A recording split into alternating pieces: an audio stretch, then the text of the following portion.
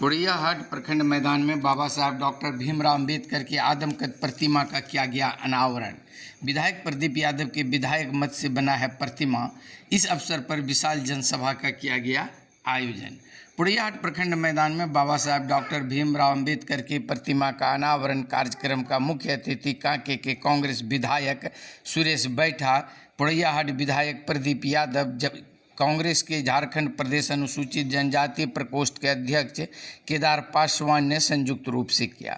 इस अवसर पर डॉक्टर अजित महात्मा, जिला अध्यक्ष दिनेश यादव, मुखिया दरोथी सोरेन, दुमका जिला अध्यक्ष महेश रामचंद्र वंशी के अतिरिक्त जितेंद्र दास, प्रकाश दास, युगल दास, प्रेमलाल दास, बलराम दास, कुंदन दास, नरोत्तम दास आदि ने अपने विचारों को प्रेरक विचार साझा किया। मंच का संचालन अजय शर्मा ने किया। इस अवसर पर जनसभा का आयोजन किया गया। विधायक प्रदीप यादव ने भाजपा को निशाने पर लेते हुए अंबेडकर के विचारों को रखा तथा आम लोगों को होशियार रहने की सलाह दी। आइए सुनते हैं क्या कुछ कहा विधायक प्रदीप यादव ने। संविधान न बचा तो देश नहीं बचेगा, इसकी गारंटी। हमारे अधिकार नहीं बचेंगे। हमें जो बाबा साहब ने दिया है अधिकार, चाहे वो किसी जाति धर्म वर्ग के लोग हों, या जो बोलने का अधिकार दिया है, यह अधिकार नहीं बचेगा। जहां तानाशाही शासन है वहां लोग स्वच्छंद भाव से अपनी बात कह नहीं सकता है। अगर कुछ कह दिया तो उसे जेल जाना पड़ता है। भारत ही ऐसा देश है जहां किसी भी मंच से जाकर के किसी भी चौराहे पर ताल ठोक के हम अपनी मन की बात कह सकते हैं, अपनी अभिव्यक्ति को अभिव्यक्त कर सकते हैं। और ये अधिकार किसी ने दिया है तो बाबा साहब के संविधान ने दिया है। राजनीति की लड़ाई करनी है और यही चेतना समाज को लाना है। इसीलिए हमें समाज को जगाना है कि भाई वोट सोच समझ के देना है। और मैं तो कहा करता हूं अपने भाषणों में कि बाबा साहब इस संविधान के तहत हमें वोट का अधिकार न देता तो इन दलितों के, वंचितों के, पिछड़ों के, आदिवासियों के, अल्पसंख्यकों के दरवाजे पर कोई नेता भी नहीं जाता। मैं गारंटी के साथ कहता हूं आपको वोट का अधिकार है, इसलिए आपके दरवाजे पे सारे लोग जाते हैं। मैं इतनी बात कहने के लिए था कि भाई अपने लोगों को वोट देना है, इस संविधान को बचाने वाले को वोट देना है, हमारे हक और अधिकार को बचाने वाले को वोट देना है। क्योंकि मोर की पंक्ति में कौवा भी मोर लगा, पंख लगा के मोर कहा रहा है।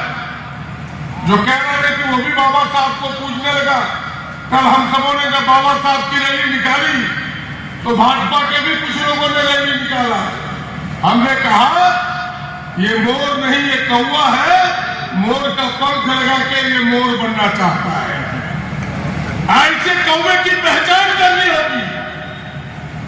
वो असली नहीं है, वो नकली लोग हैं। उनके दिल में बाबा नहीं है, उनके दिल में डॉक्टर अंबेडकर नहीं है। वो तो केवल आपको रिझाने के लिए, अगर दिल में रहता तो फिर गृह मंत्री के मुंह से देश के सर्वोच्च सदन में उस प्रकार के बाबा साहब के प्रति आपत्तिजनक शब्द नहीं निकलते। यही देश में दो धाराएं चली। एक धारा था बाबा साहब के विचार को, संविधान को और अधिक मजबूत करना, उनके विचारों को और पुष्ट करने वाली धारा जिसका नेतृत्व कांग्रेस कर रही थी, और एक धारा जो उनके विचारों को अपुष्ट कमजोर करने वाली धारा, इस संविधान को छिन्न भिन्न करने वाली धारा, इनके पन्नों को छिन्न भिन्न करने वाली धारा, जिसका नेतृत्व भारतीय जनता पार्टी आरएसएस के लोग कर रहे थे। और आज तक वो लड़ाई इस देश में चल रहा है। आदरणीय राहुल जी ने उस झंडे को लिया है। भारतीय जनता पार्टी तरह तरह की बातों को परोस करके भ्रमित करता है तो कांग्रेस की घनिष्ठता इस बात से पुष्टि होता है। जिस एक्ट की आप बात करते हो, दलित आदिवासी उत्पीड़न से बचाने का जो एक्ट है, ST SC atrocity prevention act 1889, उसको किसने कमजोर किया? उसमें क्या क्या प्रावधान थे, आप तमाम लोगों को जानना चाहिए। उसके पहले प्रावधान यह है कि केस होने के बाद तुरंत गिरफ्तारी की जा सकती है, पहला ये। दूसरा कि बिना सुपरविजन के गिरफ्तारी हो सकती है, गैर जमानती वारंट निकलेगा, उसकी जांच नहीं होगी। 2 अप्रैल आप सबको याद होगा, 2018 देश का चक्का जाम हुआ था। किसको किसको याद है, जरा बताओ क्या था विषय? विषय क्या था? विषय नहीं था। सुप्रीम कोर्ट के बहाने भारतीय जनता पार्टी ने इस एक्ट को कमजोर किया कि किसी हरिजन ने, किसी दलित ने, किसी आदिवासी ने अगर किसी पर केस कर दिया तो पहले सुपरविजन होगा, तब किसी की गिरफ्तारी होगी। क्या ये कमजोर करने का प्रयास था कि नहीं?